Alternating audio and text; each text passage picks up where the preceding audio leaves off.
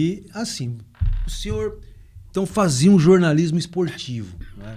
E quando a gente fala de esporte na cidade de Araraquara, a gente tem muito clara a noção da Associação Ferroviária de Esportes, né? Como é que era cobrir a Associação Ferroviária de Esportes? Porque a Ferroviária nasce em 50, no começo da década de 50. O senhor pegou toda a trajetória de construção da Associação Ferroviária de Esportes. Como é que era cobrir a Associação Ferroviária de Esportes? Bom, o meu contato inicial com a Ferroviária foi quando eu mudei para cá. Em 52, como mero torcedor, né? Sim. De ver os jogos da Ferroviária na Fonte Luminosa. Jamais imaginaria que um dia eu seria narrador ou repórter de campo e iria entrevistar aqueles que eram os meus ídolos, né? Mas isso veio a acontecer. Com a minha entrada, o meu ingresso no rádio, eu acabei por me tornar um participante do espetáculo e não mais um assistente. Sim. Então, eu tinha uma atividade que era de atuar. E isso começa já em 58. Em 58 já me tornei repórter de campo. E faziam 7 anos que a Ferroviária tinha sido fundada. Exatamente. E em 58, quando eu ingressei no rádio, a minha primeira atividade foi a de repórter de campo. A Ferroviária fez uma excursão que pegava Tupã, Assis, Presidente Prudente, ficou vários dias em excursão. E eu, como repórter de campo, e o Denizar, como narrador, acompanhamos a Ferroviária nessa excursão, a partir de Tupã. O José Guilhermo Agnelli era o treinador da Ferroviária. Sim. E a gente participava nos hotéis, por exemplo, em Presidente Prudente. Eu me lembro perfeitamente de uma cena em que nós estamos à mesa no hotel, no restaurante do hotel, num jantar. E o Guilhermo Agnelli era uma figura... Sensacional. Ele era de um espírito de humor assim que você não imagina. Então, o que ele fez? Eu tinha um colega no rádio chamado Nilson Leite Amaral. Sim. O Nilson trabalhou como repórter jornalístico durante muito tempo. Fazia um programa, quem pergunta é você, quem responde é o prefeito. Ele entrevistou durante vários anos os vários prefeitos que passaram pela prefeitura, incluindo Rubens Cruz, Rômulo Lupo. O Nilson tinha umas orelhas meio avantajadas. E o Araújo, um lábio meio avantajado. Uhum. O Guilherme Agnelli dizia assim, na hora do jantar: beiço do Araújo e orelhas do Nilson dá para fazer uma feijoada para 200 talheres.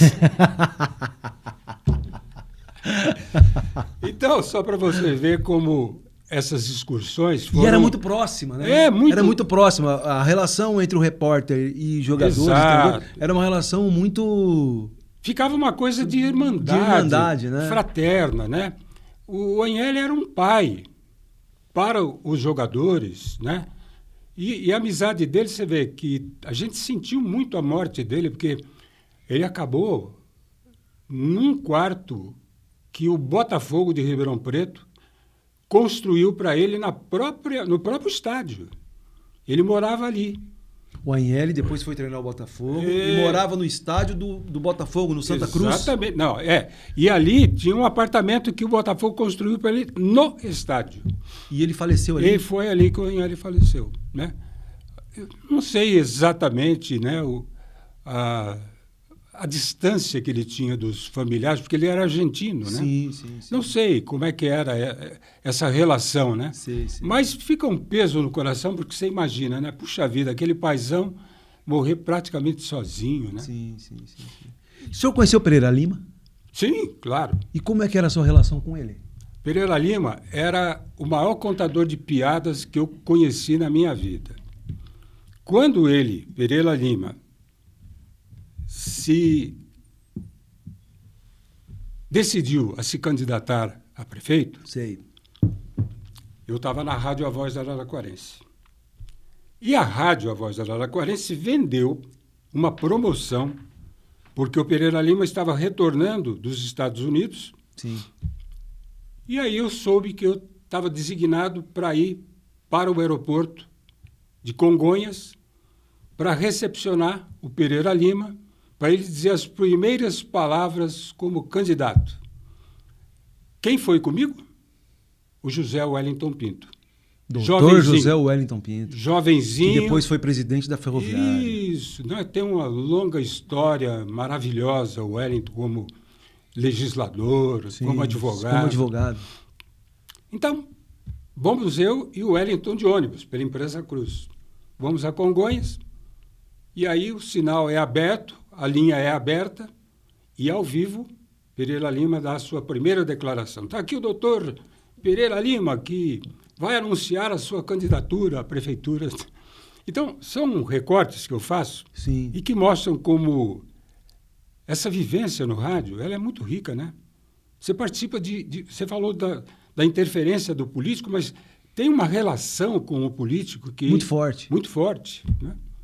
Então, conheci o Pereira Lima, ele era de fazer uma rodinha aqui bem em frente, onde hoje é a Câmara Municipal de Araraquara. Sim. E era só ele que falava, os outros só ouviam. Porque o Pereira Lima tinha um magnetismo Eloquência. pessoal, ele tinha uma capacidade de articular palavras e contar piadas. Eloquente.